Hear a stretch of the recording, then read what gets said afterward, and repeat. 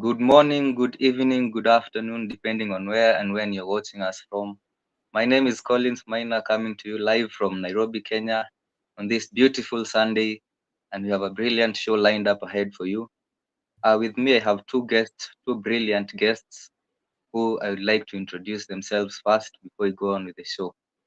Kimani.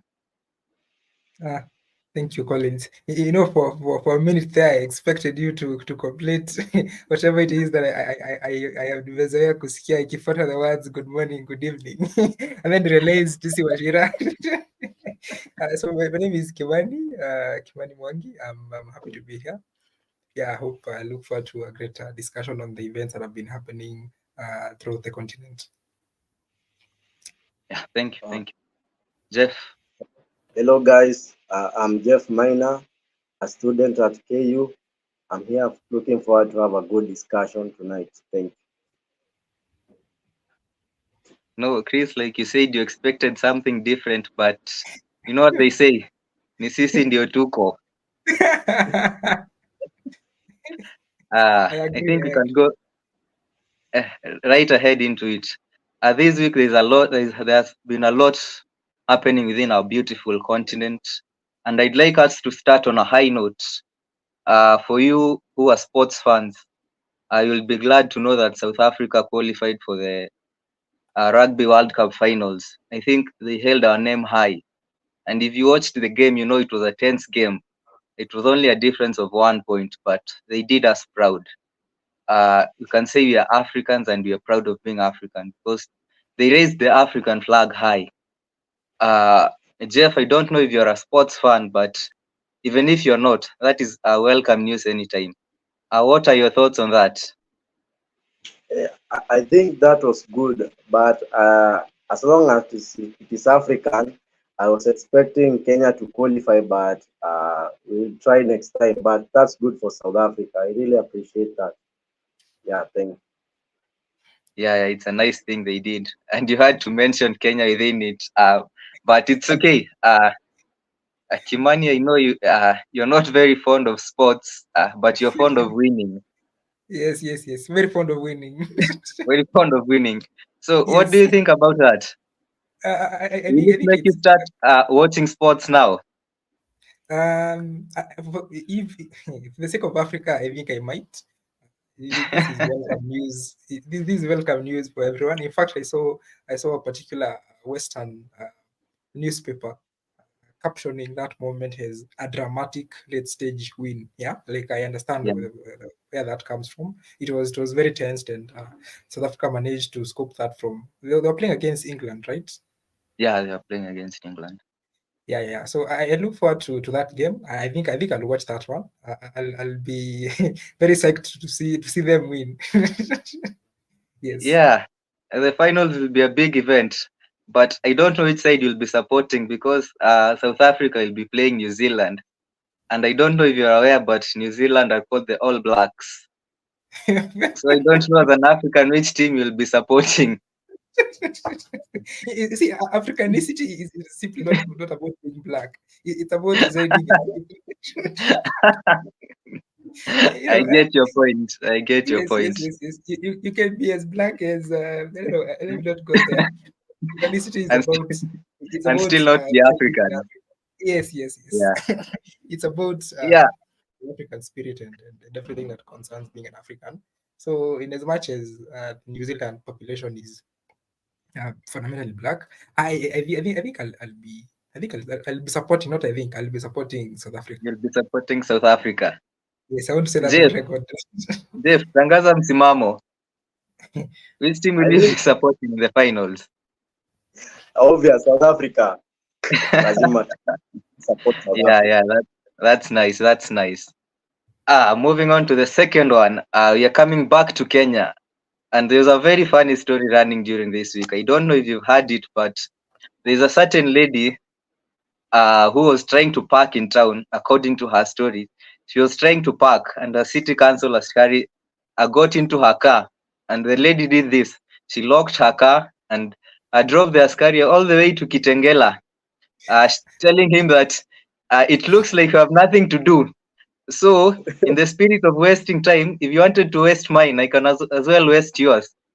And she was very proud of herself, even appearing on the news saying that she was proud of what she did and she will do it again. And living in Kenya, sometimes askaris take you through a lot. And you've heard that Wakenya sahi wamekasirika. The economy is bad, things are not going right. And it looks like even askaris are not safe from the wrath of Kenyans. Jeff, I don't know if you've heard that story, and if you've heard it, was she right in doing what she did, or do you think she should be punished for her actions? First of all, I think the policeman was very happy when he heard that he was going to to the woman's house. But then, let's go. Let's go. He was very happy. And on the other note, if it was according to the laws to be held custody, I think the woman did wrong by talking to the policeman rudely. But I think it was a very, very dramatic scene. Yeah. Yeah. Kimani, you know, Uh, I heard someone say that if right now you don't have a wife, all you need to do is look for a police uniform and find a lady in town and get into her car. And maybe you'll be driven into marriage that way. There's no need to struggle. So, Kimani, I what do you think of it? okay, I had not had that last bit. I'm very tempted to kufanya hii kitu nikienda town. But returning to the issue at hand, actually this story is not actually isolated. There have been other cases. There have been other such cases where the askari kanjo, those county askaris, wanakuja kwa mtu, they give you a parking ticket or demand that you pay some money. If you do not, they forcefully enter into your car and refuse to alight. Yeah, it's something that has been happening all over. And from my end, I don't think it is right, because I think the laws, I'm not sure about this, but I think the laws preclude someone from such unlicensed Entry. searches into their vehicles or property. So we are askari kuingia kwa hiyo gari. I think it's not right according to the law. In fact, I think some 3 months, 3 months ago, I had a similar story. It was about, no, this was a taxi guy. So the taxi guy is of course a guy. He was somewhere in Rwaka.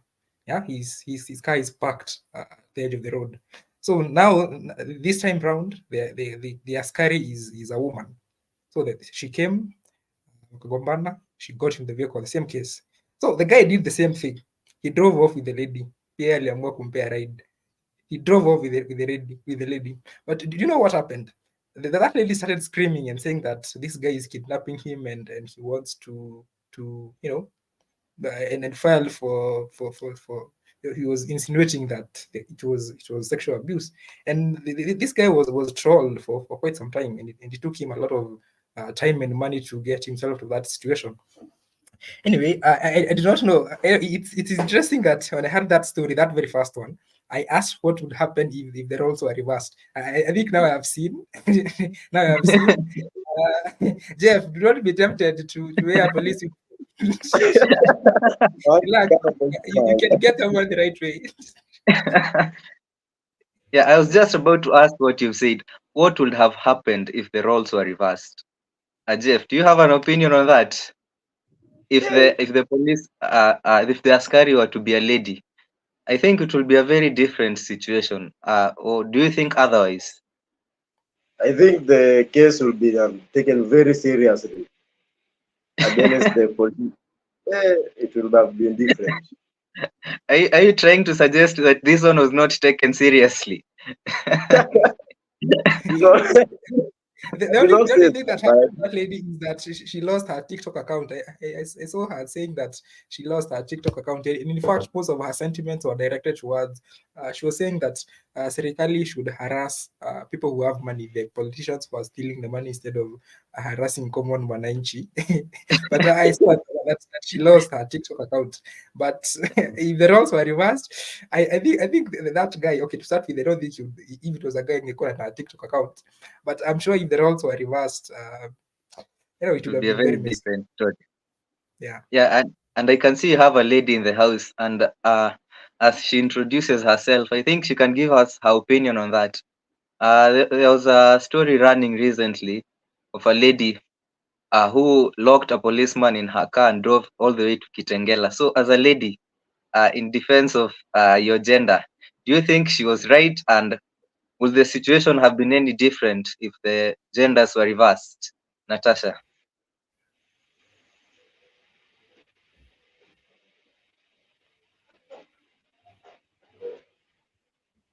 I don't know. Natasha, please come again. I think we have lost Natasha. We'll try to get back to her. Uh, but we can move on to our next topic of discussion. Recently, just last July, the uh, the president of Niger was ousted by his military, and from then till now, he's been kept under house arrest. But just recently, a few days ago, information came out from Niger that the president had been trying to escape, but his escape attempt had been foiled. And in going through the news, only one thing, I could say one thing made me very happy about it. It was that he did not try escaping alone. In the news bulletin, he tried escaping with his wife, his son, his security, and his cooks. I think that just states how important the role the cooks hold within Niger. That in trying to escape, they were not left behind. And the news coming out is that a foreign entity was aiding the escape. The foreign entity, the name has been withheld, but I think we could guess who it was. Uh, Let me start with Chris this time, with Kimani this time. What do you think about the attempted escape, and do you think he was right in trying to get his cooks to go to the country with him too? First of all, when I heard that story, I read that article on New York Times. I did not get that part, yeah, where the guy was escaping with his cooks. That's quite new. But I think he needed them to cook the plan.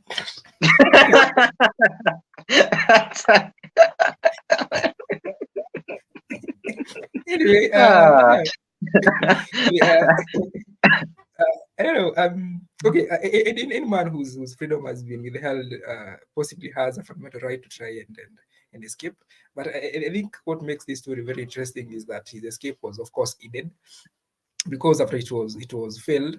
I saw his lawyers making a comment that those allegations were wrong and that he did not try to escape. Yeah, and I don't know. I think the current Niger government should try should make a decision about him, whether they should put him in prison, because if at all they are just locking up in his residential home, and he has all the cooks that he wants to escape with. No, if at all he's wrong, let him be punished. If he's not wrong, let him be released, and this dilemma can come to an end. But I applaud him for trying to escape all his luxuries. Yeah, yeah. If some of us were to escape, the only thing we'd escape with is the clothes is hard on. But I think he had the luxury to carry even cooks. But they say the way to a man's heart is through his stomach. And he was just trying to prove that statement right. Jeff, please tell us your opinions on that. About that story, I feel the cook part is very interesting. Hey, even you see a man carrying his cook, that's a very severe condition. That's intense. I feel like he likes food Yeah, yeah. more. Yeah. Thank you for that, Jeff. Right now, let us come back to Kenya. So recently, just last Friday, we had our Mashujaa Day celebrations, and they started on a sad note because there was a stampede at the stadium, and close to 4 people lost their lives during the stampede. We are sorry for their families. We are sorry for the loss. But the surprising thing is that stampede started at 3 a.m. So you can imagine that people wake up at 3 a.m. just trying to secure a spot within the stadium. And then I tried looking at the police statement on what caused the stampede, because according to the public, the police were not right in crowd control, and that was what led to the stampede. But according to the police, and I think this is up for discussion, what caused the stampede was there was a certain lady cooking tea at the gate, and she threw a cup of hot tea into a fire, causing an explosion apparently. Chris, what, according to you, do you think caused the stampede? Was it the hot tea, or is it that the police failed in their job of crowd managing the crowd within the venue?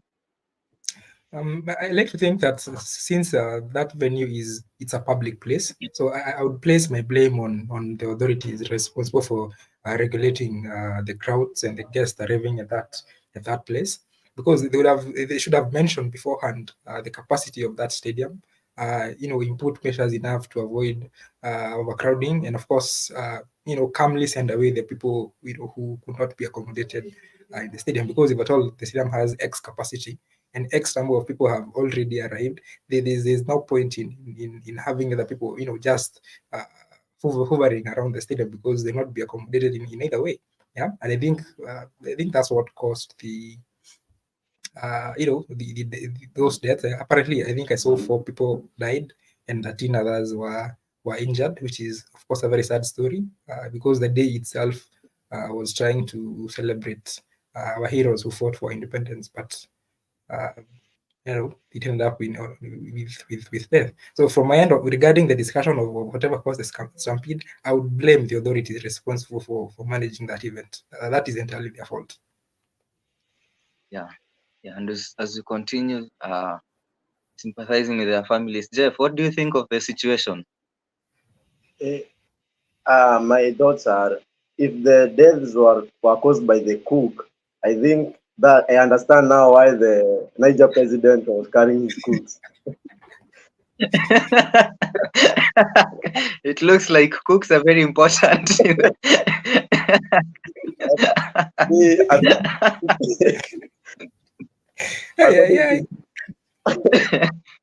according to me, I will blame the authorities. The police will have kept the crowded people into places, their respective places, and let them get in order. I think I blame the police. Yeah. Yeah, and also let me say something else about that lady cooking tea. I don't know, was she cooking tea at 3 a.m.? That is the first question. Also, what kind of tea were they cooking for them to throw it in the fire? There was an explosion. What kind of tea was it?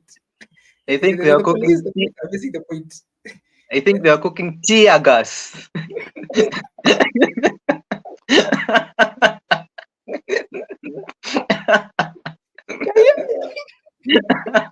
Hey, you guys today are playing games.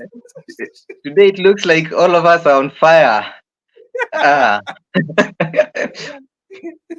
Yeah, thank you for your opinions on that. And now to our last story of the day, still regarding the Mashujaa Day celebrations. In celebration of our heroes, the president of Kenya invited the Angolan president, Joao Lorenzo, to be the chief guest during the celebrations. However, the Angolan president, due to circumstances or situations which were not disclosed, failed to arrived in the country, yes, but failed to show up at the event, but instead sent his foreign minister.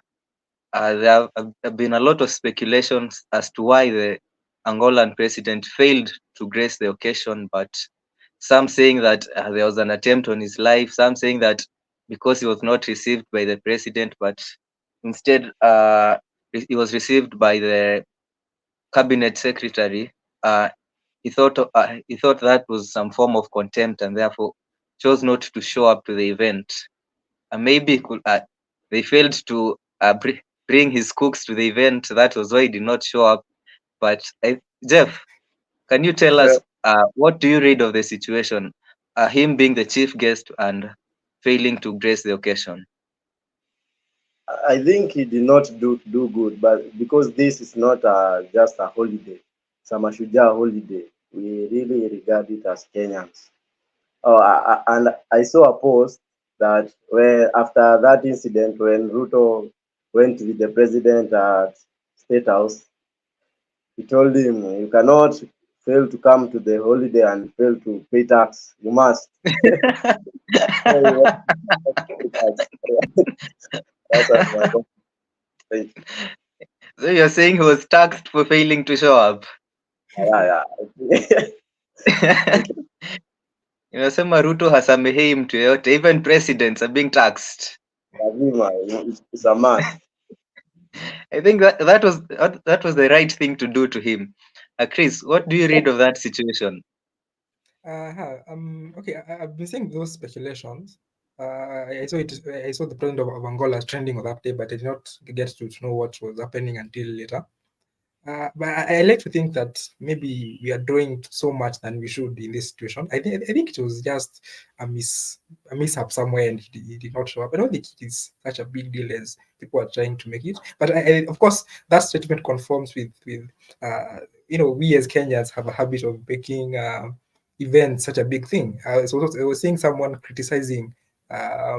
Rusho's motorcade. I'm not sure if it was when he was attending that Mashujaa event, a very motorcade of about almost 30 cars. And the person who was posting that on Twitter posted it under the hashtag that these are a lot of wheelbarrows. I was waiting for the wheelbarrows, but the VH2 zinapita. Eh? So I think we as Kenyans have a habit uh, of taking events in a very serious way, either because there's something we are going to get there. Because I do not believe that someone's conception or someone's I'm looking for uzalendo. Yeah, uzalendo wa mtu. It takes Patriotism. makes them, yes, makes them wake up in the morning at 3 a.m. to go and stampede. There must be something that we're not seeing. So that habit, I think, it goes everywhere. That's why when the chief guest does not show, we read more than we should in there. We spend a lot of money. We also those wheelbarrows going to the event. Wheelbarrows in court. Yeah, one and someone might ask, why spend all that money? Well, the speech that Ruto would have delivered would have been achieved in a similar way in his status of place, and that money allocated somewhere. Priorities. But that's just my view. Yeah, thank you for your opinion on that.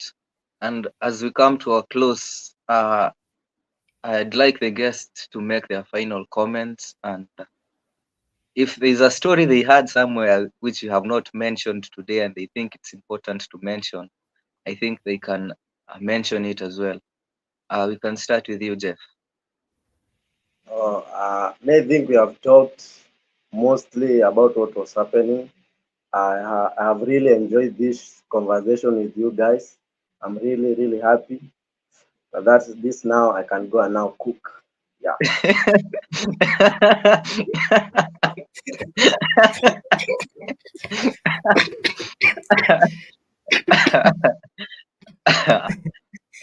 Okay. Before I go and cook like Jeff, before my cook gets here, in the spirit of sports, Yeah. Kenyatta University team. I saw that Kenyatta University team proceeded to, I think, China, yeah, for their Yeah. football competitions. It is subject to correction if I'm wrong. And they think they had their first game yesterday, and they actually won that very first game. And I think that's a good thing for Kenya and for Kenyatta University. Yes, I specifically want to applaud that team for their great efforts, and I wish them all the best as the competitions proceed. Yeah. Thank you for that.